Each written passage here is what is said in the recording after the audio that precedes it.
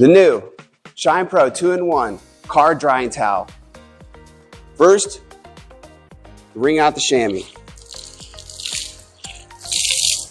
Make sure you get all the water out of it. We'd already washed this vehicle and then we sprayed a liquid wax on it. Start at the top of your vehicle. The microfiber leads while the chamois comes behind in one motion. Just glides across the car super easy. You don't have to press down on the vehicle so you don't put any abrasions on the vehicle. Just lightly glide the chamois and microfiber across the vehicle.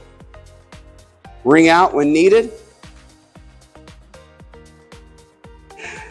Just wring it out really hard. You don't need a wringer. It wrings out real nice and easy. And then the microfiber leads while the chamois comes behind. One easy motion. And there you have it.